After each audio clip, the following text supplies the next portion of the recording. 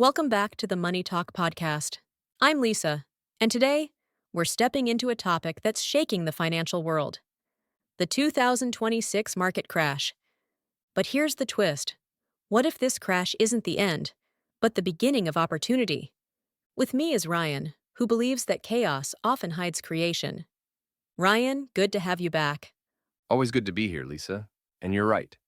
History shows that every market crash, no matter how bad it feels in the moment, becomes someone else's turning point. The key question is, who's ready for it? Exactly.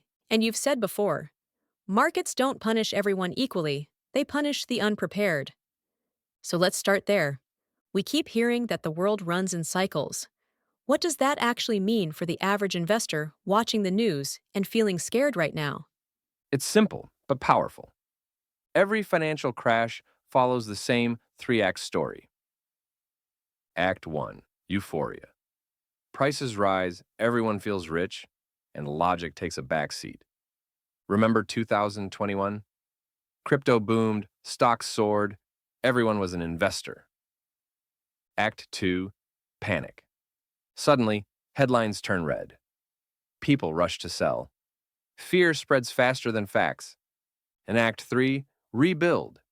The same assets that people dumped at the bottom, those become gold mines later.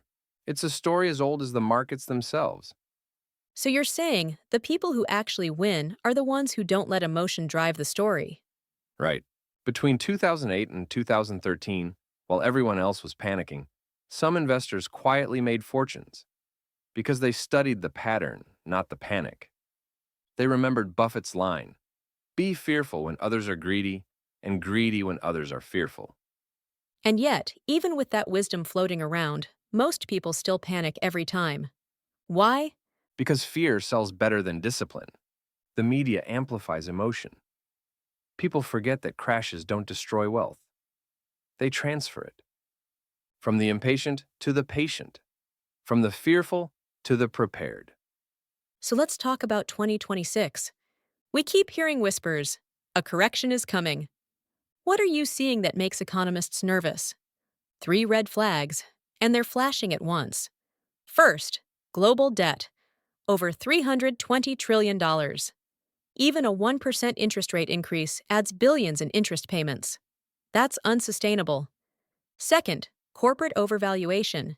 AI, tech, and startup markets are inflated beyond real profitability. Companies worth billions, yet making nothing. Third, the silent recession. On paper, employment looks strong, but real wages are falling, credit card debt is exploding, and delinquencies are rising faster than in 2008. When you combine those, it's not a question of if a correction comes, it's when. Three red flags, and they're flashing at once. First, global debt, over $320 trillion. Even a 1% interest rate increase adds billions in interest payments. That's unsustainable. Second, corporate overvaluation. AI, tech, and startup markets are inflated beyond real profitability. Companies worth billions, yet making nothing. Third, the silent recession. On paper, employment looks strong, but real wages are falling, credit card debt is exploding, and delinquencies are rising faster than in 2008. When you combine those, it's not a question of if a correction comes, it's when. And the irony? People are celebrating record growth, while the system underneath is quietly cracking. Exactly. History repeats, not because people don't learn, but because they forget too soon. Let's flip this around. You said earlier, money doesn't disappear in a crash, it moves. Explain that. When the market falls, people think value is lost. But what's really happening is a transfer.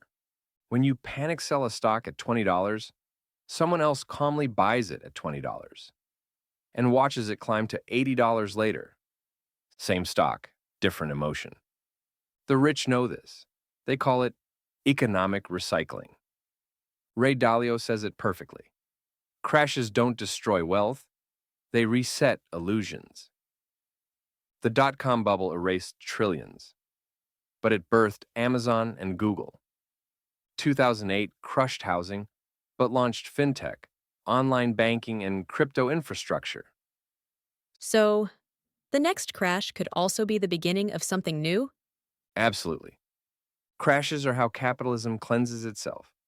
They wash away hype and leave room for real builders So, why do the rich seem so calm when everyone else panics? because they don't predict, they prepare. They study cycles, not charts. They build buffers, cash, assets, and information. When 2008 hit, Buffett was buying companies, not selling them. When COVID crashed the world, institutions bought digital infrastructure stocks quietly. They know crises don't create risk, they reveal it. If you manage emotion better than others, you already have a financial edge. That's powerful. Emotion management as a wealth skill. All right, Ryan, let's talk about action. If someone's watching this in 2025 or early 2026 and they see the crash forming, what do they actually do? Here's the blueprint. 1. Build liquidity. Cash ready to buy discounted assets. 2. Diversify. Rentals, dividend stocks, online businesses. 3. Educate yourself. Understand credit cycles and value. 4. Wait. Patience is an investment strategy. The rich aren't timing the market, they're training for it. Those who have dry powder, cash, and courage will capture assets at generational discounts. So preparation beats prediction every single time. Exactly. Let's make this practical for the everyday person listening right now. How do they prepare, even if they don't have millions? Perfect question. Yeah. Here's your 180-day crash readiness plan. 1. Educate yourself. Read The Intelligent Investor, watch analysis, learn fundamentals. 2. Create a cash cushion, 3 to 6 months of expenses minimum. 3. Cut emotional spending. Keep what compounds, cut what drains.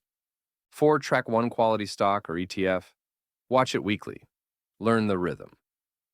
5. When fear dominates headlines, that's your signal. Not to gamble, but to accumulate intelligently. So even small investors can win if they act like students, not gamblers. Right crashes reward education, not emotion. You said something before we started recording that stuck with me. Fear is a financial tax on the unprepared. Can you unpack that? Yes. When fear hits, people sell their assets, but also their future. They trade control for comfort. Robert Kiyosaki said it best. It's not how much money you make, it's how much you keep and how hard it works for you. If you can stay calm while others panic, you're already compounding wealth emotionally before you even invest a dollar. Crashes test your mindset more than your portfolio. So it's not about predicting the storm. It's about learning to dance in the rain. Yes, The 2026 market crash could destroy lives or rebuild them. It depends on whether you see chaos or opportunity. Money, like energy, never disappears. It just changes hands. And in every crisis, the prepared few collect what the fearful many drop. So, prepare now, learn now, build now. Because by the time the headlines turn red again, it'll be too late to react. beautifully said. Preparation is peace of mind. If you stay calm, you'll stay rich. This is Money Talk Podcast. Think smart, act rich. And remember, wealth isn't luck, it's timing and training.